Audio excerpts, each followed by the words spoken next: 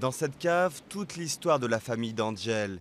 Depuis 2 générations, les Moyoli produisent les fameux champignons de Paris, reconnaissables entre tous grâce à leur chapeau blanc. Mais aujourd'hui, cette tradition tend à disparaître, la concurrence internationale est de plus en plus féroce. En France, on a du mal à se battre contre ça, parce qu'on a une main-d'œuvre, nous, ici, qui est beaucoup plus chère. Et en cave, c'est vrai qu'on a un prix de revient plus élevé, parce que c'est pas la même façon de travailler non plus. En extérieur, tout est automatisé, géré par informatique. Nous, c'est l'œil, c'est l'habitude d'être dans sa cave, de voir la réaction du champignon qu'on a.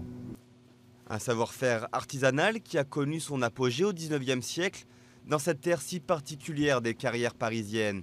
Mais avec l'industrialisation, le champignon de Paris des grandes surfaces n'a plus grand-chose de parisien. La production française est en net recul, 100 000 tonnes en 2011, c'est 3 fois moins qu'aux Pays-Bas. Mais en France, il faut qu'on défende ça, la tradition. Un champignon qui a du goût, une qualité. On a une qualité de production en France.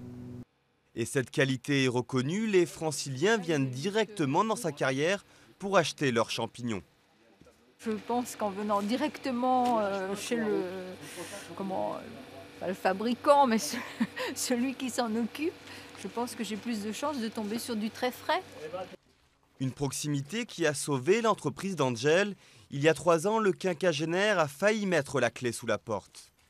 C'est effectivement sur les circuits courts, j'appelle les marchés de proximité, où ils peuvent encore valoriser leur structure, qui est une structure, alors certains diront ancienne, dépassée, mais qui est adaptée à leur marché pertinent qui se situe à quelques kilomètres de chez eux. Pour survivre, Angel a diversifié sa production avec de nouvelles variétés, les pleurotes et des champignons chinois appelés shiitake, comme un clin d'œil de David à Goliath. La Chine est devenue elle aussi un acteur central dans la production du champignon de Paris.